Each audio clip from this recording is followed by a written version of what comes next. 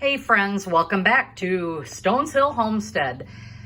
We had a smoked turkey in the freezer that was taking up a lot of space. And today I went to Butler, Indiana to a place called Kaiser's or Kaiser's. I'm not sure. It's a supermarket.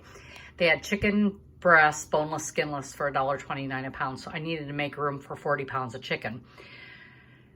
And I may end up canning that also, I'm not sure. But anyway, so I took this turkey out, had planned on using it this weekend. Anyway, it's a smoked turkey. And I got the meat off that I wanted off of it. I'm not a big dark meat eater, so I'll use that for the broth. Once it's time to can the broth, I'll put some pieces in there for future use. However, I also had some rotisserie chicken carcasses that I had got at Sam's Club, and I keep those in the freezer along with some vegetables, things like that. So I filled up my roaster, and I'm gonna let this cook overnight, and I will can this probably tomorrow. So I'm cleaning out the fridge or freezer kind of with this leftover stuff. I'm gonna finish using this all up, get that canned for bone broth. I've added my vinegar to my bone broth to break down those bones and pull as much marrow as I can. Of course, I left the skins in here. There is some onions in here. You can add whatever herbs and spices. I think I'm leaving this pretty clean so I can have more variety when it's time to use it.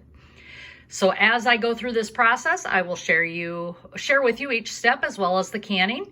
So stick around and I will see you soon. Okay, so my bone broth is now cooked. I had a turkey carcass, 2 rotisserie chickens carcasses that were in the freezer. I have some onions, a few other scrap vegetables in here. And the one thing I wanted to show you is when I pull out the bone, I'm gonna show you a bone here. Let's see if I can find one. This bone right here. And it's brittle. I can break it. See how it breaks? That's how I know that it is done. That the vinegar has done its job that I placed into the bone broth, broke down the marrow, and we've got some great bone broth here. And as you can see right here, I am straining it out. Just taking a cup and I'm bringing that broth out, and I am straining all the broth out of here. And then I will pick this out. And I'm gonna throw this into another container, another bowl, just so I can sort through it and get all that broth. And I'm gonna leave that broth set overnight down in here. I'm gonna leave that broth set overnight so that I can skim all the fat off in the morning. If it's not that much, I will not skim it off. I'm not concerned. It gives it lots of flavor.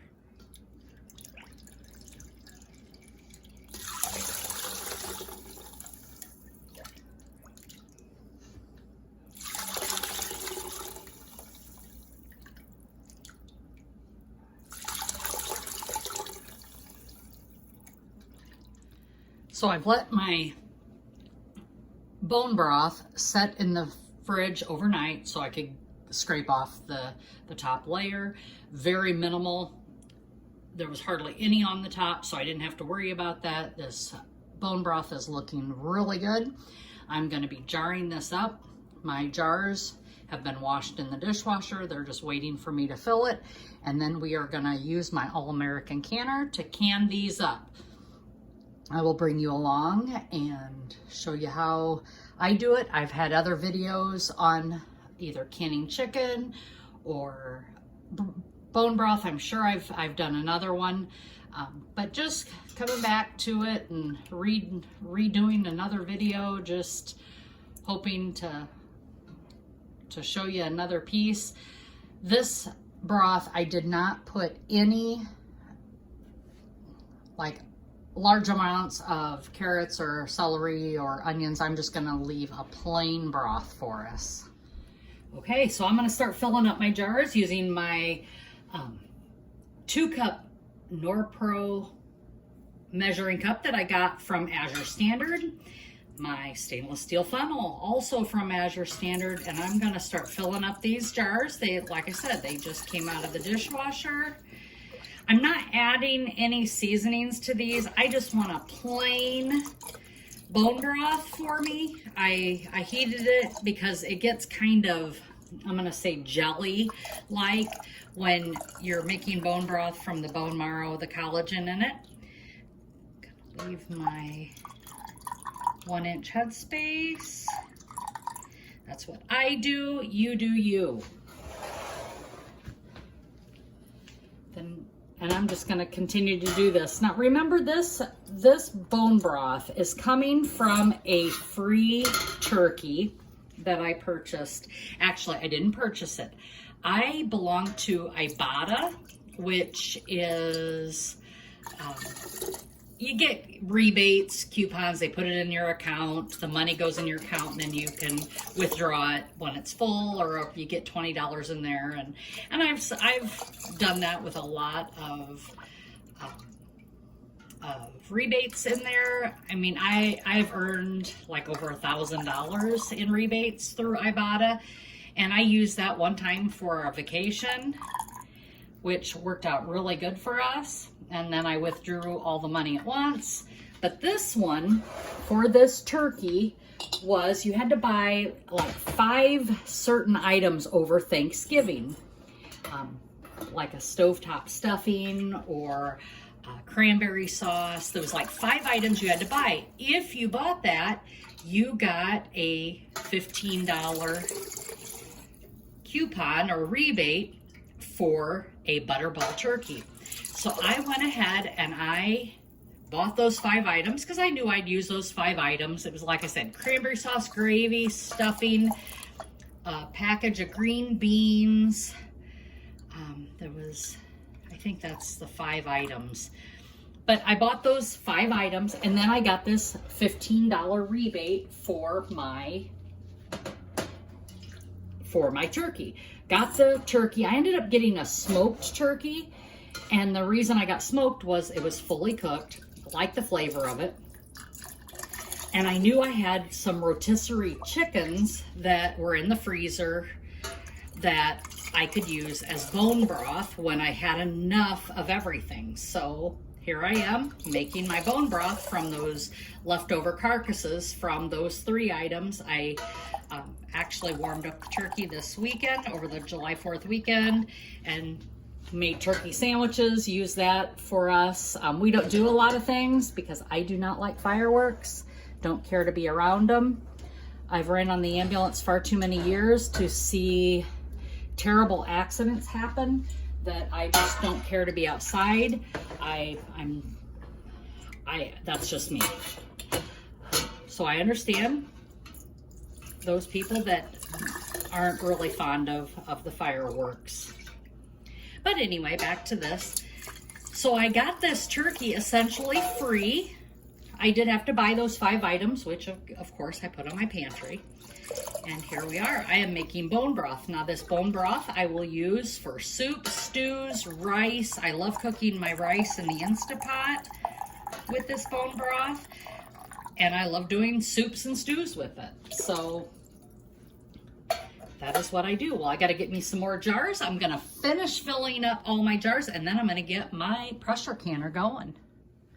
So here's my All-American canner. I am getting it ready. I always pour water in first.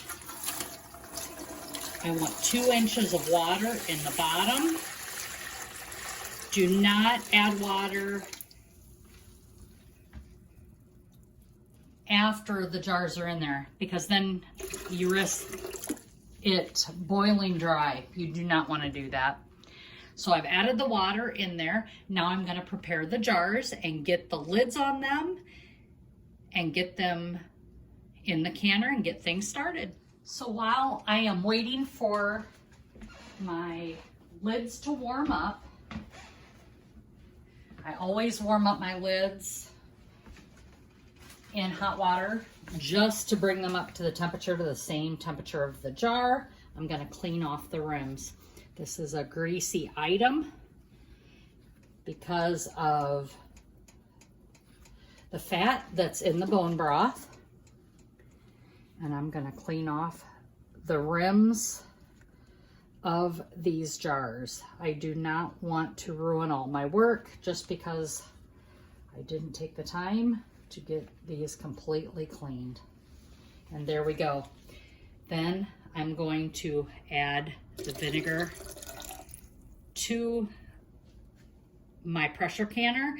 And the reason you do this is so that you don't have that white film on your canning jars after it's done processing. That is what it is. It's from the minerals in our water. It's just what it is. Doesn't matter what kind of water you use, it's gonna leave mineral film. So I am heating up my Superb lids today. Remember, I'm not affiliated with anybody. I don't get paid for anything. I just do this for the enjoyment. Someday, maybe my YouTube videos will leave a mark on the YouTube social media channels, and I might, but right now I am not affiliated with anybody. But Superb is my preferred lid in my pressure canner. And the reason why, one, I'm from an Amish community. That's what we sell locally here at the Amish stores.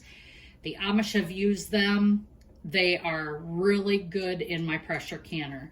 I've had lids blow off, not because of the lid itself, but user error. I find that with Superb, I'm a little bit more conscious because it does take a little bit more of a turn on your ring. It's a little bit tighter fit. I just prefer them. 4 jars, right up there. I prefer 4 jars. They are an amazing lid as well. I have had no failures with Superb or 4 jars other than that one I had with a Superb, because that was my error. That was user error. I just didn't turn down that ring tight enough. You don't want to over tighten your rings, but that one I apparently just didn't do it finger tight or a little bit tighter than finger tight, and it came off in the canner. The next then would be Ball or Kerr. Ball quality lids have changed over the past 3 or 4 years. I've never had problems with Ball in the past. You know, we'd have that every now and then failure, but ever since the pandemic, their quality has changed. I don't know if that's because they're using thinner materials, not sure. I just have had more failures with Ball in the recent 3 or 4 years. I'm gonna say 3 years.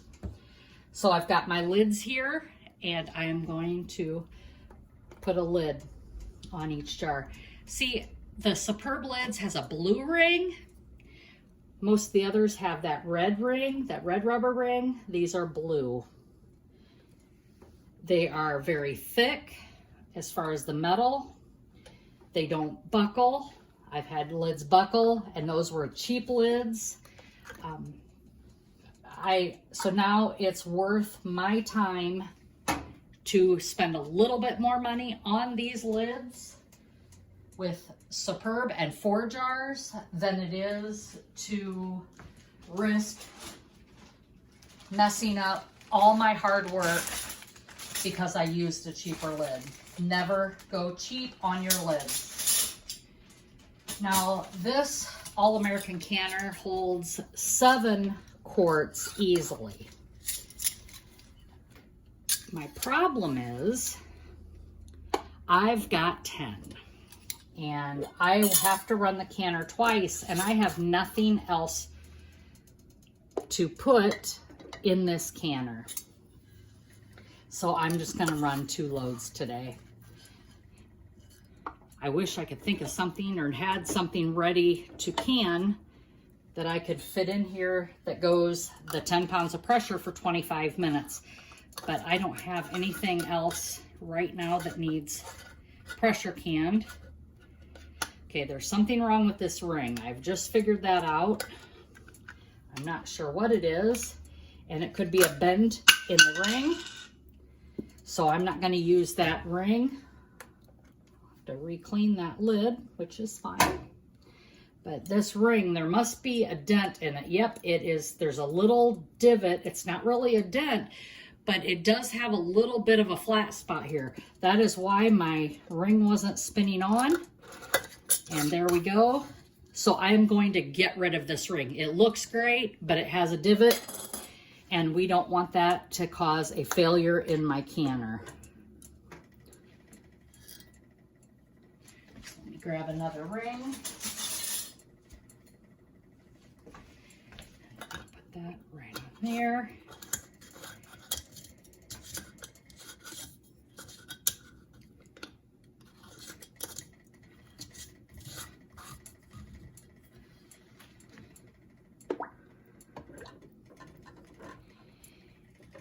Grab my other jars.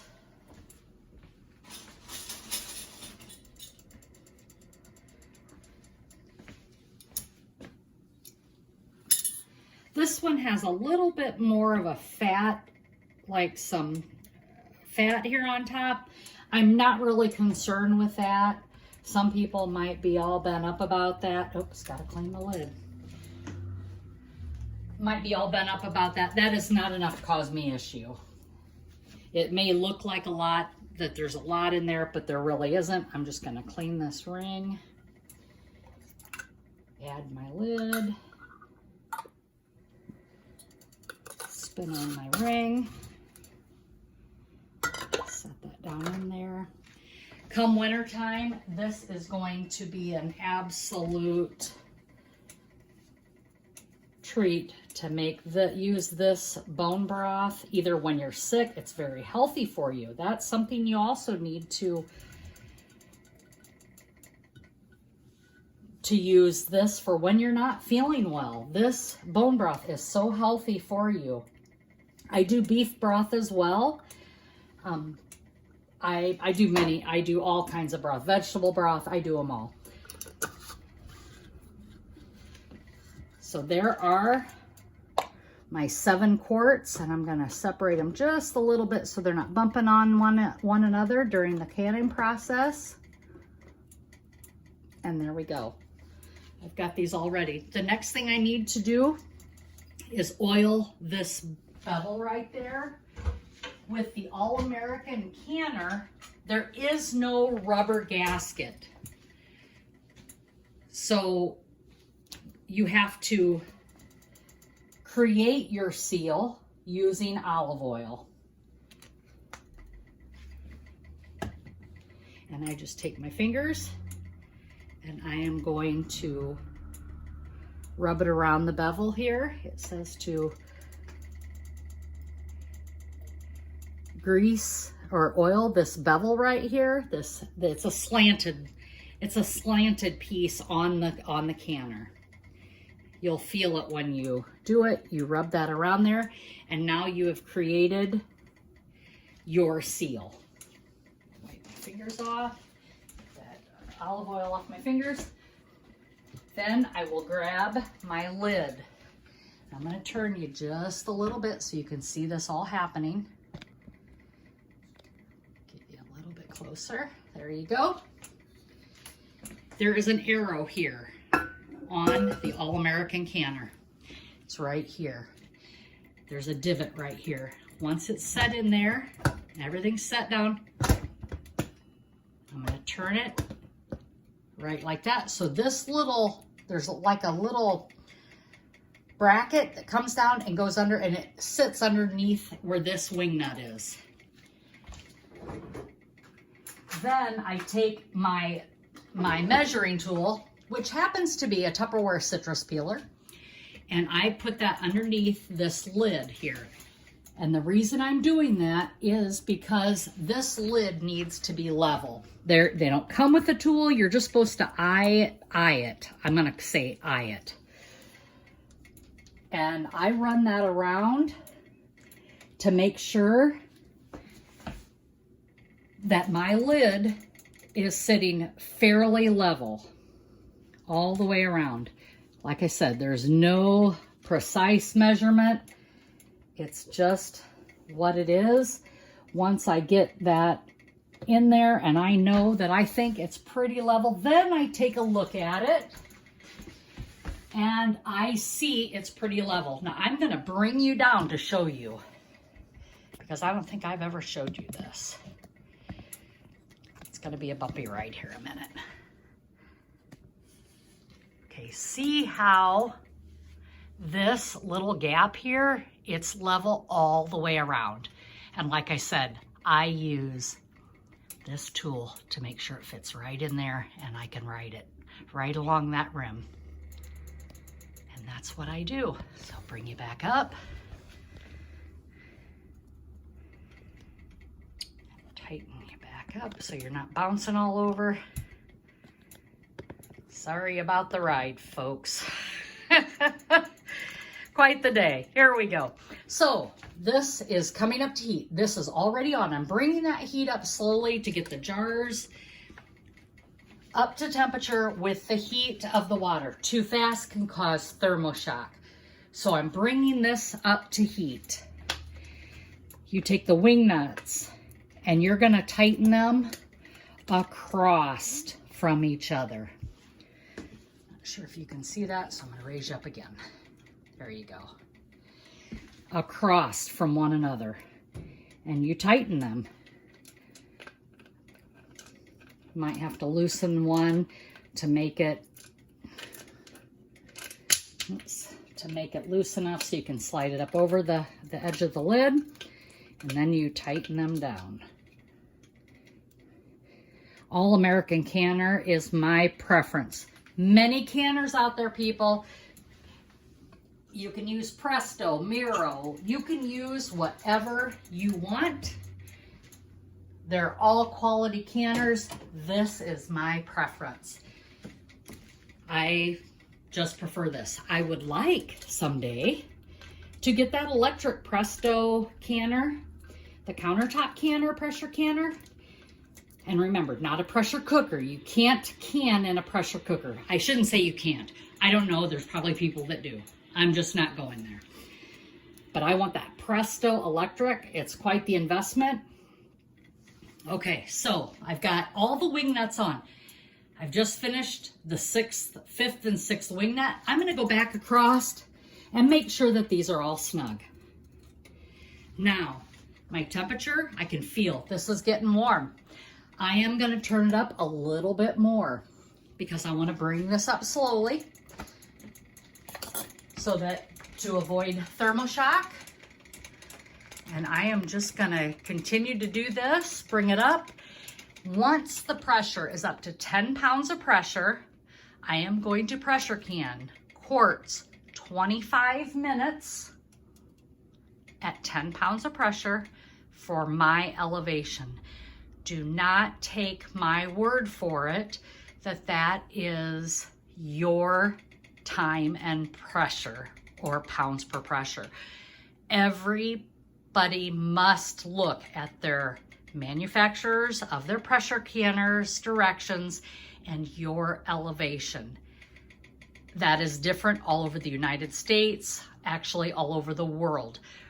Remember, some people don't have pressure canners or the ability to get them, or where they have, they've just never used them.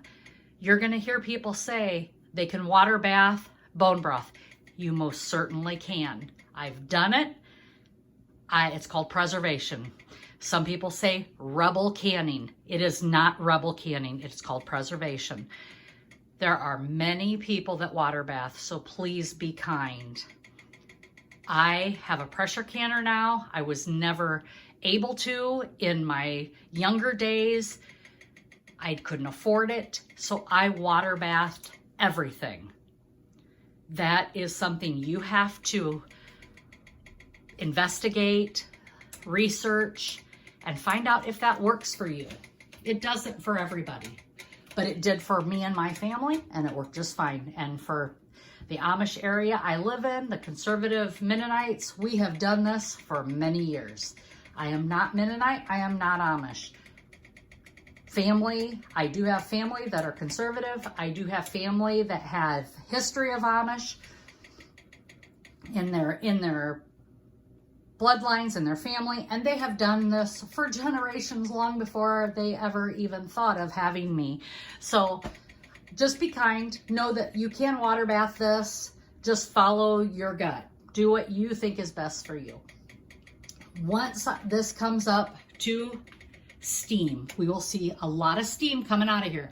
I need to vent it for 10 minutes. Once I vent it for 10 minutes, then I will put my 10-pound weight on, and I'm going to show you that the All-American comes with 5, 10, 15. It's all in one weight. I'm going to put that 10-pound down on here, bring the pressure up over here to 10 pounds, and let her pressure can for 25 minutes. In the meantime, I'm going to try and figure out what else I can put in that canner so I have a full canner.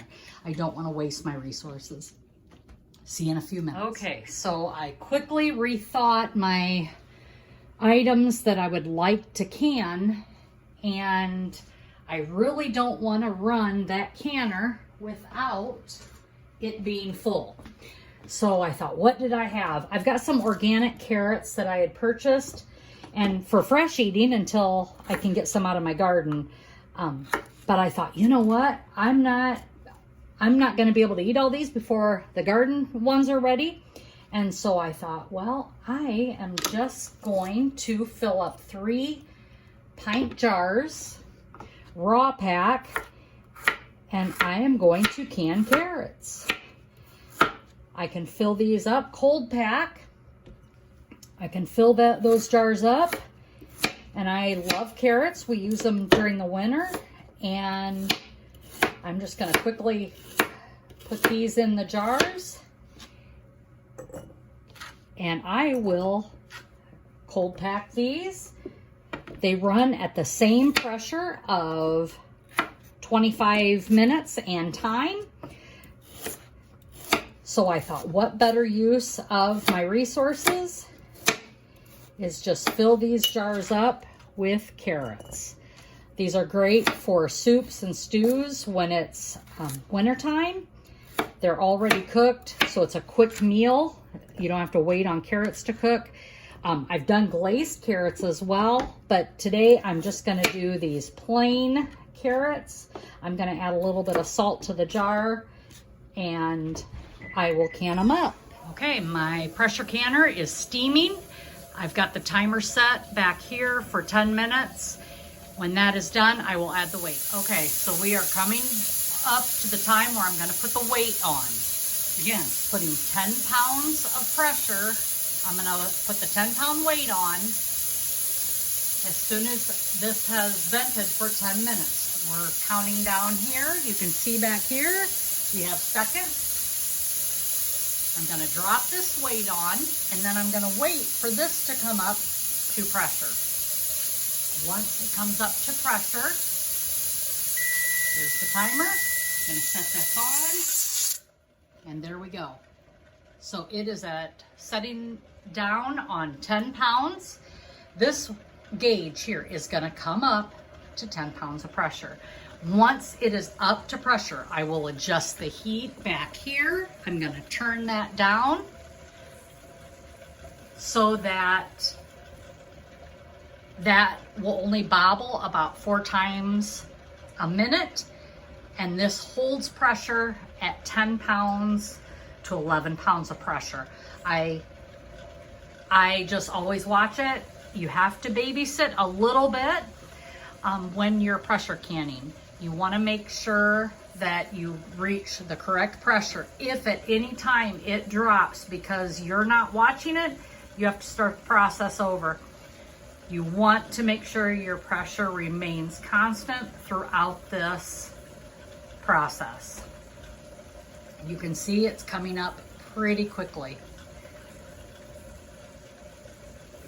I did get all my carrots chopped and in my pint jars for the next canning because I want to make sure that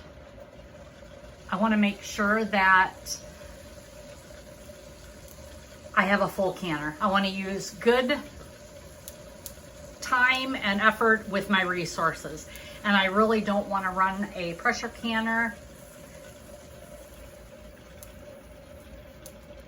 not full.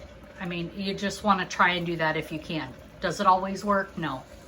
But today it's going to work for us. Okay, so it has came up to pressure.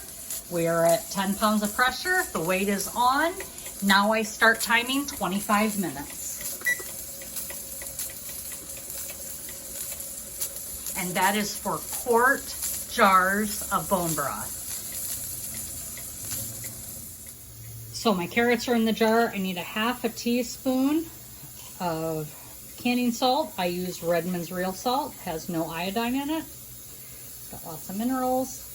I'm going to use half a teaspoon of salt. Then I'm going to just put my purified water in the jar, 1-inch headspace.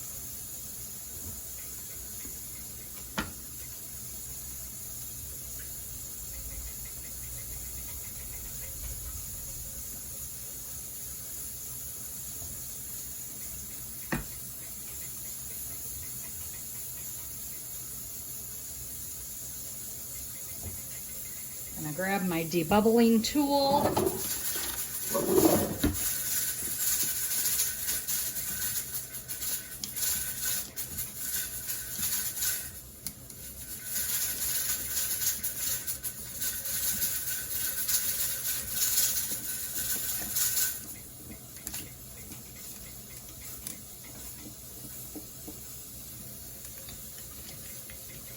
And as you can see, I wasn't picky about the shapes of the carrots. Don't care about size, because once they get in soups and stews, nobody really cares. So just gonna make sure I got my 1-inch headspace, which I do. Now I'm going to put my lids on after I clean the rims. Again, using vinegar. Wipe that off. There's nothing really sticky here. It's just a habit to always clean off your jars and your rims.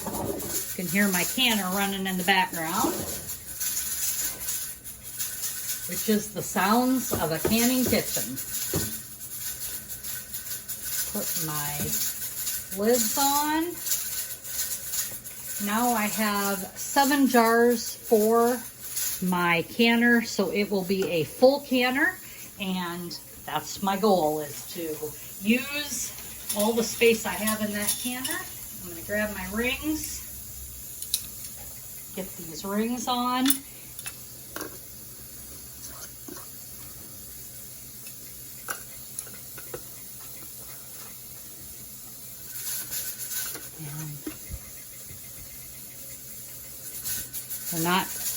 They're just a little bit tighter than finger tight because of the superb lids. So now I'm gonna wait till my other canner is done pressure canning, and then I'll get these in. Okay, the timer has went off. So I'm gonna turn this off right here, and I'm gonna leave this set till this comes down to 0 pressure, and then I leave it set for an additional 5 to 10 minutes. So the pressure canner is done. I've let it set till it's down to 0, and I've also let it set an additional 5 minutes. I'm gonna gently and carefully take off this weight. Use a hot pad. And no steam, no loud hiss. It came off. That tells me that the pressure is down.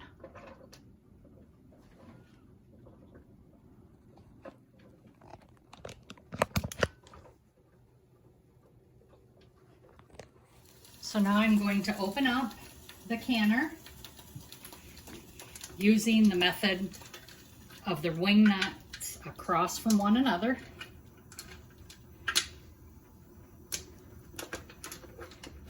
When I take this off, I turn and I lift it away from me. There we go.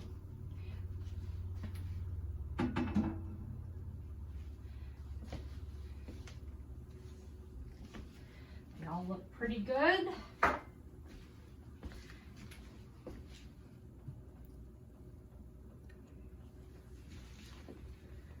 I don't see any siphoning down in the canner. Going to grab my jar lifter and you can wait a few minutes to do this, or you can take them out right away. I usually let it set for a few minutes just so it comes, again, the temperature down slowly. And I can see some that are still boiling. They're still popping up in there.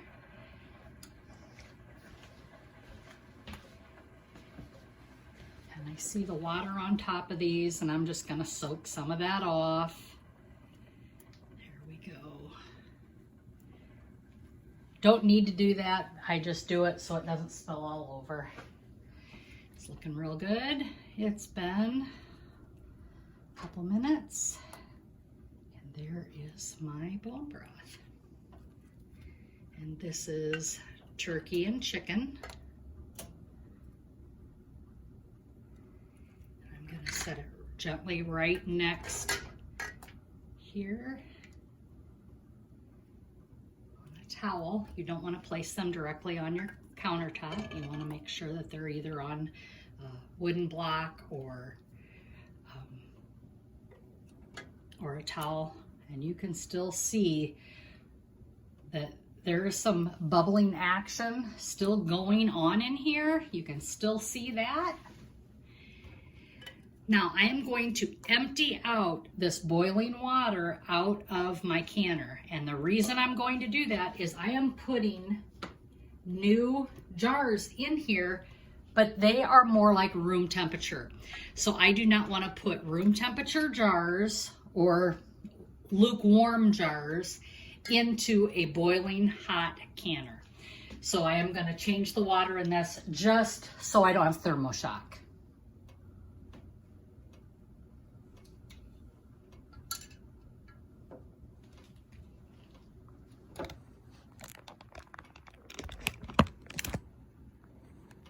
So I've changed the water. It's an inch of water in the bottom. I've added the carrots. Remember, I didn't have enough to run a full canner, so I am adding carrots to that, so I will have a full canner load because I do not want to waste resources. I'm gonna have to work this like a puzzle here. See if I can get all my jars in here. I got one more jar to go in. And this is a pint. Where are you at? There it is. It's a pint of bone broth, and I didn't have enough room in my, I didn't have enough broth to fill up another quart jar. So I just did a pint jar. The pint jar doesn't water bath as long. It's 20 minutes, but you always go with the longest item in a pressure canner. It is only 5 minutes difference. And so I am doing that in here. So I have 5 pints of carrots, 1 pint of bone broth, 3 quarts of bone broth. I'm going to oil my bevel again, just to make sure I've got a nice seal when it's time.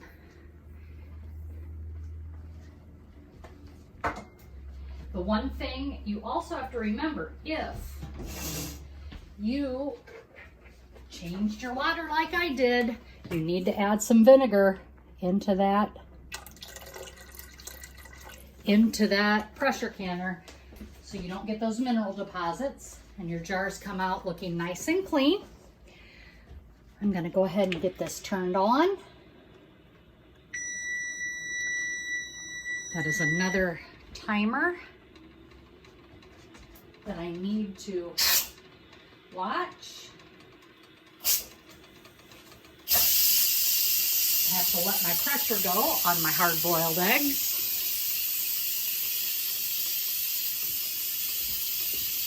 And that is started. Going to get my lid, and again, go through the same process that I did before, setting it down on, turning it, locking that into place in the brackets, measuring it, making sure that lid is level with my trusty citrus peeler from Tupperware. Oh, I hear my jars already sealing. I'm hearing the pings. I'm gonna eye level it just to make sure that everything's good, and then I'm going to start turning down the lid with my lock nuts, my wing nuts, doing one, they're across from one another. There we go. And then I'm going to recheck the ones that I already did to make sure they're nice and snug. Bring this up to temperature. It'll go through the same. Vent for 10 minutes. Put the weight on. Bring this up to pressure, or the pressure of 10 pounds. Once it is up to pressure, this is vented. My weight goes on at 10. I start timing 25 minutes. I will see you when everything's done. Okay, friends, my canning is done. I'm bringing you along because I'm pretty sure I had a jar break inside the canner, and I want you to see it and see what happens when things go awry. So it has came down to temperature. I'm gonna open up my canner.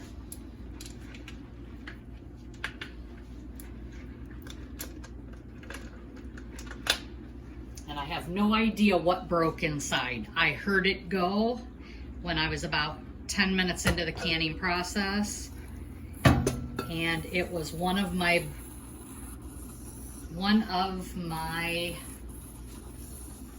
broths, and as you can see, the jar did not break. The ring popped off and the lid popped off.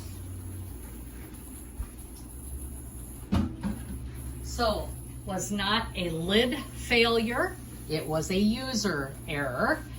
Apparently, when I put that ring on, I did not get that ring tight enough on that lid or on that jar, and it popped off. So I don't have a mess in my jar or in my canner, which I'm very thankful for, but I do have a jar now that was never sealed.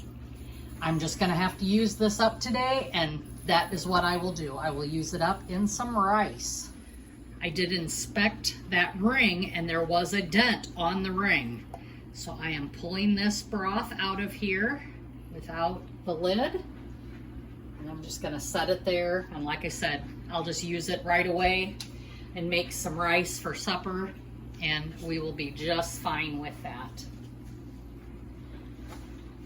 I also have another lid, which again, user error. It's a buckle right there on this one down here. One of the carrots, it looks like. I have not had any errors with this stuff in ages, so I'm not sure what I did different today, but it's real. This is what happens. Even the most seasoned canners, this happens. And I'm not a professional by any means, so I'm careful to say that. But I've canned many, many years. And not sure what has happened with this. I wonder if when that other one, that center jar blew up or blew the top off, if it hit this lid. And that could have very easily happened. So it appears I will be using that chicken broth, and you can see the, you can see the buckle in that. I'm gonna use these today. I'm just gonna get them done. And then that way then, I'll just have a supper ready to go. So thanks again for joining me for my canning process today. I wish I'd have had a better outcome with my canner. I don't like when I make errors, but it happens to all of us at one time or another. I ended up with 10 quarts of bone broth, 1 pint of bone broth, and 5 pints of carrots. I appreciate each and every one of you. Again, thanks for joining. Hit the like button if you'd like to see more like this and to help me improve my algorithm, because it's just what it is with YouTube. People have to hit that like button. Feel free to share or subscribe. And as always, be blessed, laugh as much as you breathe, and enjoy 4th of July. Have a great day, everyone.